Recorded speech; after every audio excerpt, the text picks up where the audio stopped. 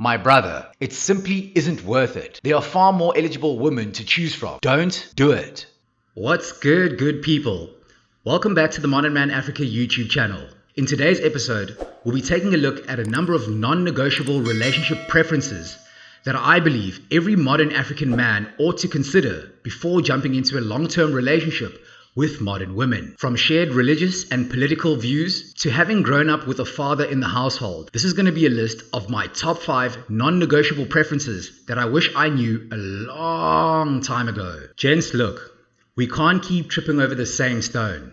At some point, we've got to learn from one another's mistakes. As much as the other gender may not like to hear these, let alone digest them for the betterment of modern dating, these things have to be said. For the longest time, I was actually blissfully ignorant to my responsibility to apply standards and preferences to the women that I allow into my life. Admittedly, some standards were obvious, such as no long-term commitment to females of the smash and dash variety. Others weren't so clear-cut. In my defense, I am millennial, so I grew up consuming Disney fairy tale propaganda that made women seem like these angelic, delicate flowers that can do no wrong. As you can imagine, my 20s quickly became a decade of learning harsh lessons about female nature. One of the greatest resources that I came across in my search for answers was a fantastic book titled 101 Questions to Ask Before You Get Engaged by H. Norman Wright. A lot of the recommendations and questions made in the book are applicable to the getting to know one another phase of modern dating and are a great way to discern the longevity of your current relationship.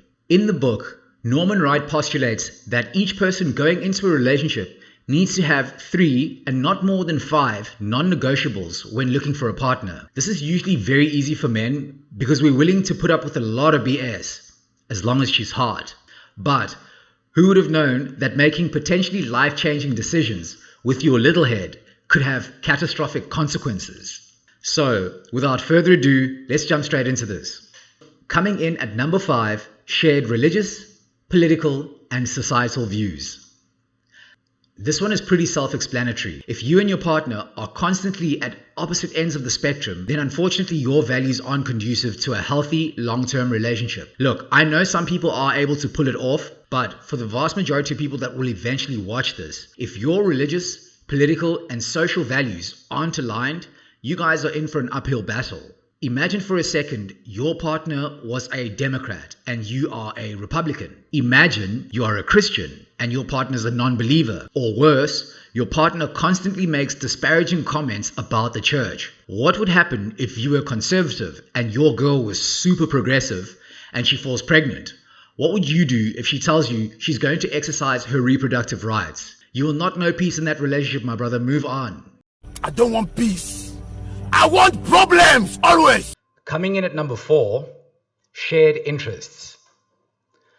The early bloom of a romance is a time when most people tend to put their best foot forward by trying to create a great impression. However, the person they are presenting often isn't who they really are behind closed doors. The truth is that most people like the idea of certain activities, maybe even to the point of trying them more than once. But when it comes down to it, they were only being polite and accommodating in the early parts of the relationship. Look, I get it. I doubt you'd get too many offers from potential suitors if your Tinder bio read, "I spend most of my time in my boxers on the couch with the remote in one hand and my other hand gently cupping my..." You know where I was going with that. If I had to guess, this is probably one of the main reasons why one or both parties in a relationship believe the other has changed. After all, there are only so many times you can pretend to be excited to hike up Table Mountain in 34-degree heat in the middle of January. Another example, some women don't find fitness or working out exciting or interesting. They would much rather form a relationship with a man with a dad bod. This may cause friction later on in the relationship if you receive attention from women that are attracted to a fit body, if you've got one. And it may result in your partner covertly manipulating you into not going to the gym or eating unhealthily. Imagine this. Every time you've got to leave for the gym, she suddenly has a crisis that she needs you to assist her in attending to. Or she offers you the cheeks. My brother, never let a woman derail your passions, interests, and hobbies. She will no doubt shit test your commitment and resolve towards your interests, but it's important that you remain unshaken. Coming in at number 3, She must have grown up with a father figure in the household. Social media seems to be awash with directives from apparent experts when it comes to qualifying the utility of men and how men should comport themselves. The problem is, oftentimes the people shouting, "Indoda must," the loudest, grew up in fatherless homes. It's important to learn whether the modern woman you find yourself in a relationship with grew up with a father in the household or not. This is crucial as it sets the stage for the behavior that was modeled for her growing up and will rein in any outrageous and over-the-top expectations that modern women from fatherless homes tend to have. For example, her father wasn't taking her mother on 2 destination vacations to Bali, Maldives, or Dubai annually, so it's unreasonable for her to expect you to shoulder that burden alone on top of your masculine imperative, which is to provide, produce, and protect.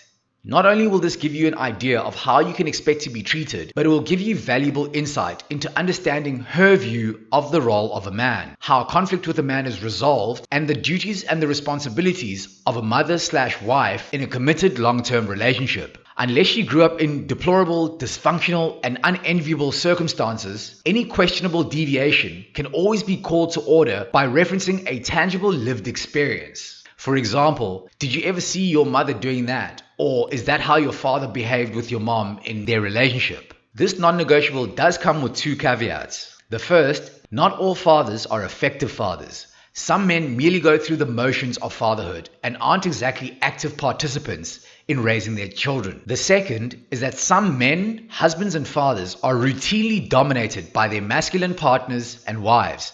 So it's important to establish the true nature of what was modeled for your partner while growing up. In this instance, your own discernment and appetite for chaos is key. Coming in at number 2, no single moms. Okay, so this is a contentious one, which will most likely get me a lot of hate, but hear me out. There are countless dating profiles where single mothers proudly state that their children come first, and rightly so. Children do come first.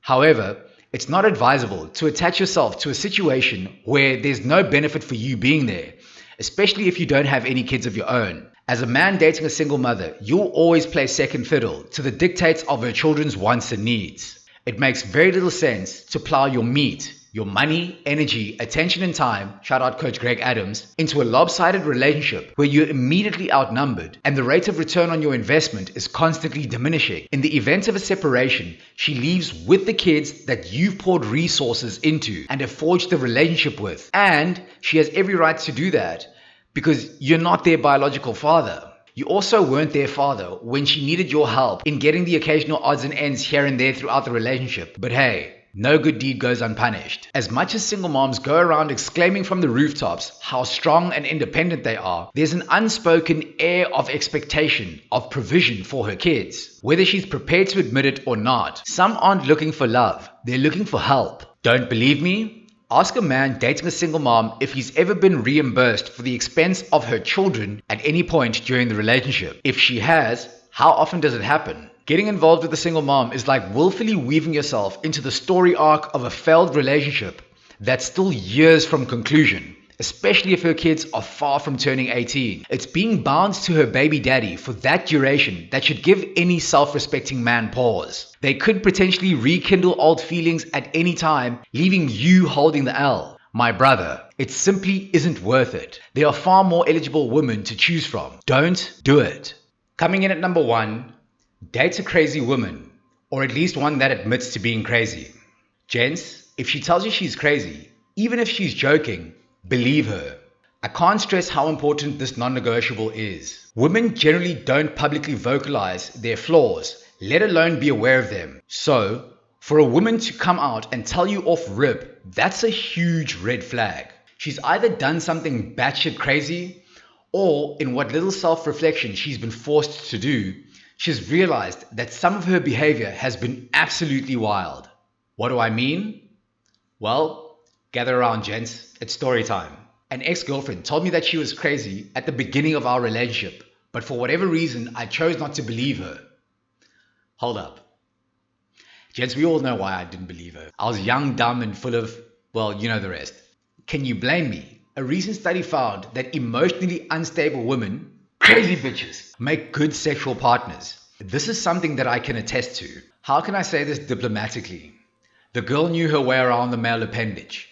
I believe it's for that reason that I overlooked a lot of red flags. From constantly starting fights, because in her mind, fighting for the relationship is proof that she's loved, to blatant disregard for the boundaries set in the relationship, and eventually unreasonable boundaries within the relationship. Jealousy, chaos, and dysfunction, lack of accountability, and eventually cheating. Needless to say, that relationship went up in a spectacular ball of flames. Not before she encouraged both of us to get one another's names tattooed on ourselves, and I vowed from that day forward to never date a woman that tells me that she's crazy. Alright guys, do you agree with these non-negotiables to modern dating? What would you add or change? Let's get the conversation going in the comment section down below. If you enjoyed this video, you'll definitely like this one, where I review the marriage and divorce statistics in South Africa in the hopes of giving you a better understanding of what you're up against in the world of dating. Thanks for watching. Peace.